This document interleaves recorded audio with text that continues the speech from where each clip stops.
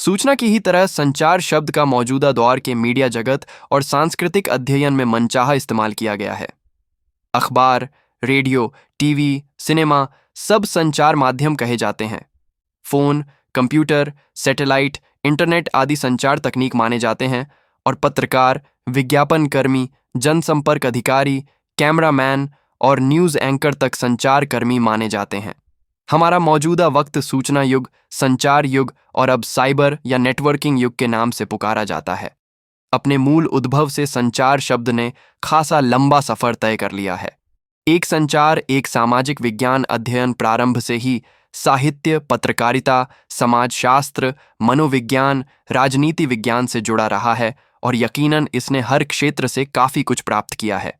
बदले में इसने इन क्षेत्रों को समृद्ध भी किया है। जैसे राजनीति विज्ञानियों ने प्रोपेगेंडा का अध्ययन किया, इससे परोक्ष रूप से राजनीति और व्यवसाय जगत ने संचार रणनीतियों की ताकत को समझा। विभिन्न देशों के रक्षा मंत्रालयों ने प्रोपेगेंडा से संबंधी शोध के लिए धन जुटाया।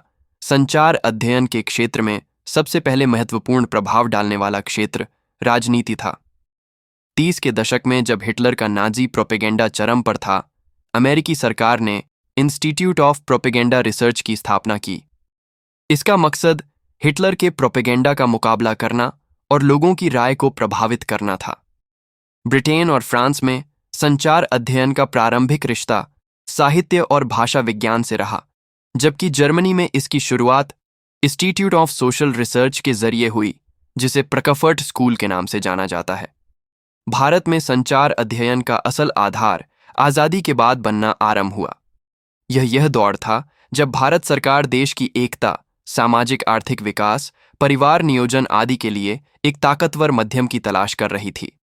सूचना और प्रसारण मंत्रालय ने में भारतीय जनसंचार संस्थान यानी IIMC की स्थापना की। इसका मकसद उपरोक्त लक्ष्यों को हासिल करने के लिए प्रशिक्षण देना और शोध में सहयोग करना था। दो संचार की आवश्यकता, मनुष्य के लिए संचार की आवश्यकता प्रेम जितनी ही जरूरी है।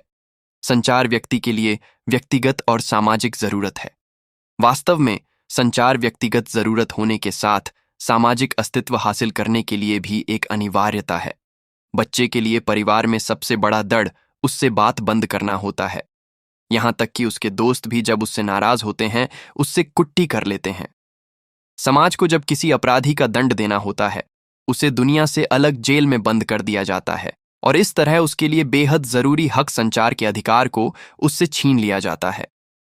ऐसे अनेक उदाहरण हैं जिसमें संवाद से अलगाव के कारण लोग मानसिक बीमारियों का शिकार हो गए। वास्तव में संवादहीनता दिलो दिमाग दोनों के लिए शारीरिक रूप से भी घातक है। एक शोध के मुताबिक अलगाव सह रहे इंसान में सामाजिक इंसानों की तुलना में दिल की बीमारी का 2 से 3 गुना खतरा रहता है। हालांकि संवाद की अति भी उतनी ही घातक है जितनी की संवादहीनता। वास्तव में दोनों के लगभग एक जैसे परिणाम देखे गए हैं। मिसाल के तौर पर अवसाद, भावशून्यता, निर्णयहीनता, विचित्र दृष्टिकोण और लगभग सीजोफ्रेनिया जैसे हालात। इंटरनेट आदि के जरिए हुए सूचना विस्फोट को काफी हद तक इसके लिए जिम्मेदार ठहराया जा सकता है। 3 संचार और भाषा संस्कृति का एक अभिन्न हिस्सा है। इसी के जरिए वह अस्तित्व में आती है।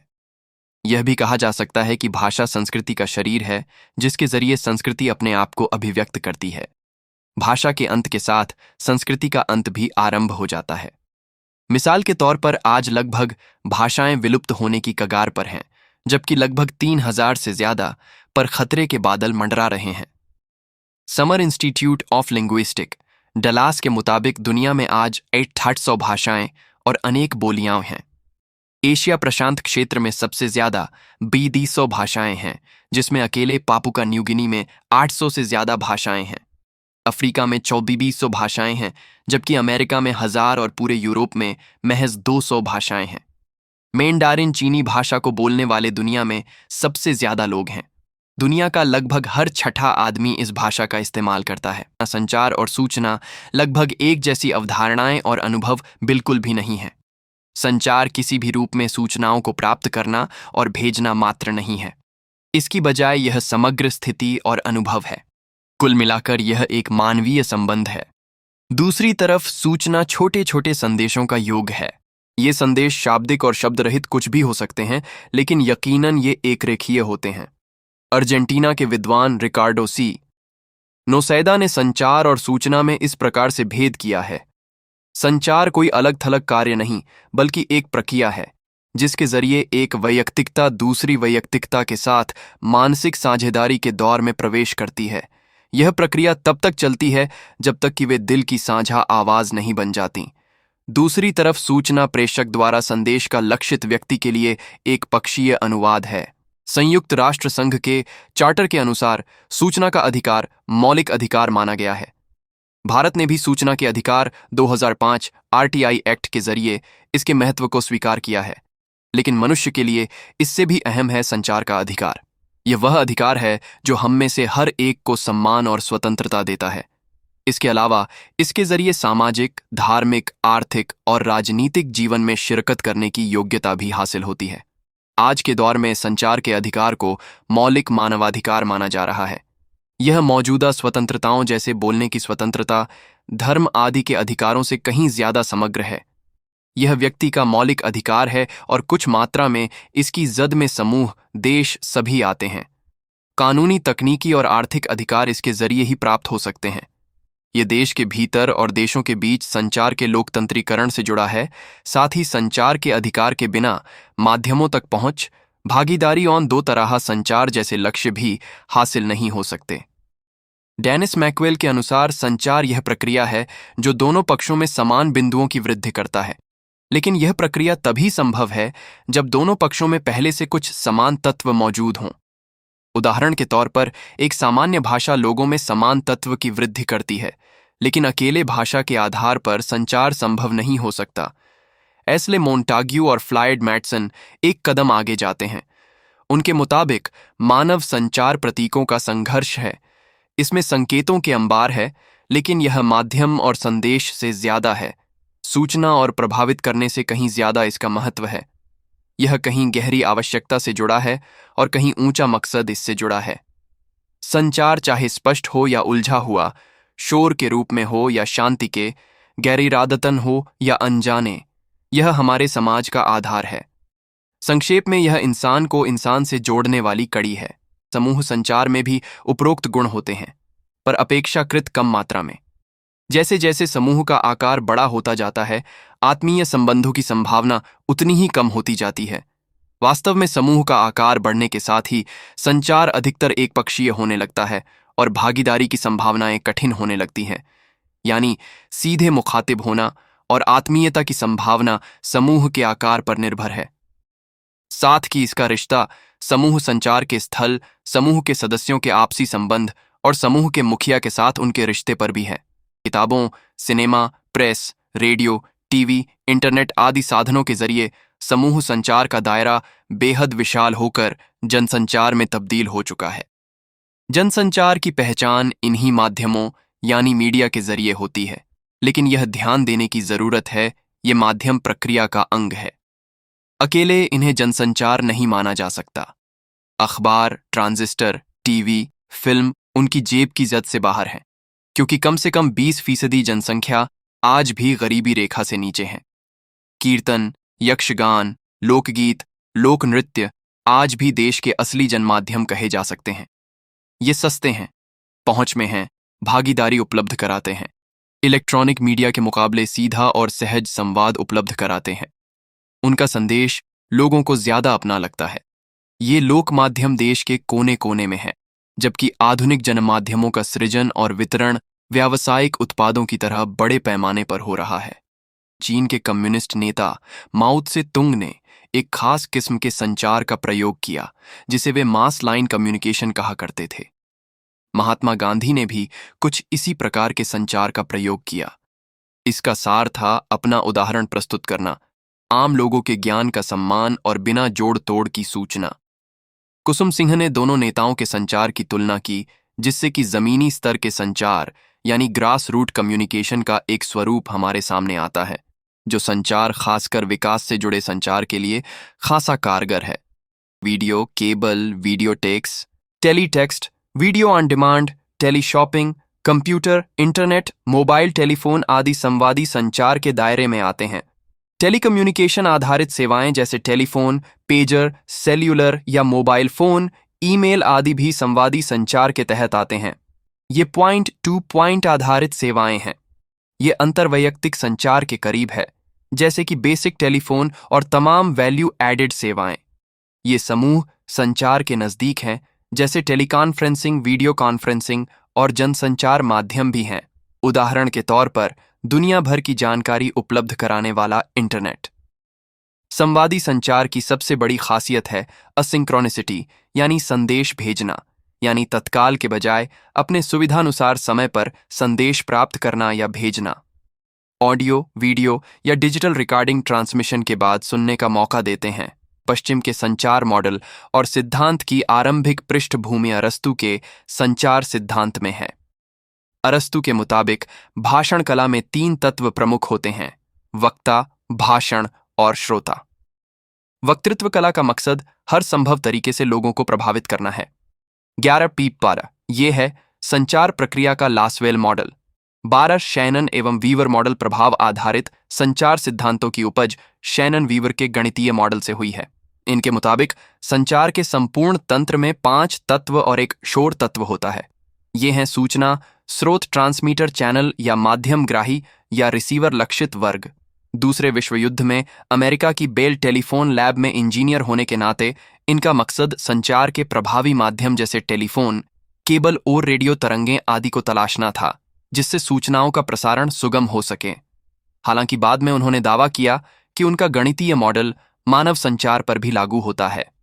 हाल के वर्षों में भारत और श्रीलंका के विद्वानों ने भारत के शास्त्रीय ग्रंथों और भारत के पॉपुलर कल्चर के आधार पर संचार सिद्धांत विकसित करने के प्रयास किए हैं। IP तिवारी के मुताबिक भारत में संचार भारतीय काव्य का एक अंश रहा है। इसका दर्शन ईसा पूर्व 2री सदी से लेकर 1ली सदी के बीच रचे गए भरत मुनि के ग्रंथ नाट्यशास्त्र में किया जा सकता है। यह साधारणीकरण के सिद्धांत पर आधारित है, जो लैटिन शब्द कम्युनिस, कॉमननेस के काफी निकट है, जिससे संचार शब्द उत्पन्न हुआ है। विमल दिसानाय के वेदों, उपनिषदों और दार्शनिकता से इतर परंपराओं जैसे भरत मुनि के नाट्यशास्त्र, व्याकरण पर भर्तृहरि के 5वीं सदी के ग्रंथ वाक्यपदीय आदि के आधार पर भारतीय संचार मॉडल की स्थापना करना चाहते हैं। इस मॉडल का प्रमुख आकर्षण बिंदु अपने प्रति जागरूकता है। उनके मुताबिक भारतीय परंपरा में संचार अपने अंदर की एक यात्रा है। यह एक ऐसी प्रक्रिया है जिसमें पहले पड़ाव पर आत्मबोध, दूसरे पर मुक्ति और तीसरे पर परम सत्य की प्राप्ति होती है। इसीलिए यह संचार भाषा उसके अर्थ और उसकी व्याख्या की सीमा पार कर जाता है। यह स्वीकार करने, अर्थ तलाशने की प्रक्रिया है, न कि पश्चिम के संचार मॉडल का अनुकरण जो अभिव्यक्ति प्रधान है। भारतीय दर्शन में अंतःवैयक्तिक संचार को अंतर्वैयक्तिक संचार की तुलना में कहीं अधिक महत्व प्राप्त है। इसमें व्यक्तिवाद और संचार में जोड़ तोड़ की कोई जगह नहीं है। भारतीय दर्शन में गहन रुचि रखने वाले श्रीलंकाई विद्वान नेवेली जयवीरा के मुताबिक अद्वैत की अवधारणा संचार के पैमाने पर भी खरी उतरती है। एक और श्रीलंकाई विद्वान शेल्टन गुणरत्ने ने अपनी पुस्तक the Tao of the presser a humanocentric theory में मानव केंद्रित सिद्धांत प्रस्तुत किया है। आधुनिक जनसंचार का इतिहास उन्नत तकनीक के दखल के साथ आरंभ होता है। इसका आरंभ चीन, कोरिया और कुछ अन्य देशों में कागज और साधारण मुद्रण के आविष्कार से आरंभ होता है। यह प्रिंटिंग प्रेस के आविष्कार से 4 सदी पहले की बात है। में गुटेनबर्ग के जरिए माइंस, जर्मनी में चलित टाइप वाली प्रिंटिंग प्रेस सामने आई। हाथ से प्रतियां बनाने के श्रम साध्य कार्य की बजाय इसके चलते सैकड़ों प्रतियां मिनटों में छपने लगीं। हर साक्षर के हाथों में बाइबल जैसी पुस्तकें थीं। प्रिंटिंग प्रेस ने स्कूलों और विश्वविद्यालयों के जरिए शिक्षा के प्रसार का रास्ता आसान कर दिया। अब पांडुलिपियों के जरिए ज्ञान पर अधिकार रखने वाले दूर दराज के मठों और महंतों का अधिकार का खत्म होने का दौर आरंभ हो चुका था। प्रिंटिंग तकनीक के उन्नत होने के साथ स्टीम प्रेस और रोटरी प्रेस देशी भाषाओं में भी संचार का दौर आरंभ हुआ। साथ ही आम लोगों के साथ लेखकों और नेताओं को संपर्क करने का एक प्रभावी माध्यम मिल गया। कट्टर ईसाईयत के खिलाफ प्रोटेस्टेंट जैसे आंदोलन इसी के चलते सफल हुए। अमेरिका और फ्रांस की क्रांतियों में किताबों ने खास सहयोग दिया। एशिया, अफ्रीका और लैटिन अमेरिका के देशों को आज़ाद करने में भी प्रिंट मीडिया का योगदान भुलाया नहीं जा सकता। प्रिंटिंग प्रेस के आविष्कार ने, जो कनाडा के मीडिया समाजशास्त्री मार्शल मैक्लुहान की दृष्टि में आंख का विस्तार ही है, वास्तविकता को इकाइयों में देखने का नजरिया विकसित किया। इसने कार्य कारण सिद्धांत, सीधी रेखा में विकास के नजरिए और प्रकृति में सुव्यवस्थित ढांचे को खोजने की मानसिकता को बढ़ावा दिया। इसने आम लोगों को धार्मिक ढांचे से बाहर स्वतंत्र रूप से सोचने का अवसर दिया। इस तरह प्रिंट मीडिया ने निजीकरण, एकांतजीवी विद्वान और निजी दृष्टिकोण का विकास किया। वास्तव में कागजों पर शब्दों के रेखीय स्वरूप ने व्याकरण और गद्य की शैली बदल दी। आमने सामने वाचिक संचार की आदि संस्कृति खत्म होने लगी और दृश्य, रेखीय और साम्यता प्रदर्शित करने वाली संस्कृति सामने आई। आदमी के देखने और संचार करने में तर्क, व्यवस्था और रेखीयता हावी होने लगी। 19वीं सदी के प्रारंभ में पावर प्रेस प्रिंटिंग ने दैनिक अखबारों के लिए मार्ग प्रशस्त कर दिया।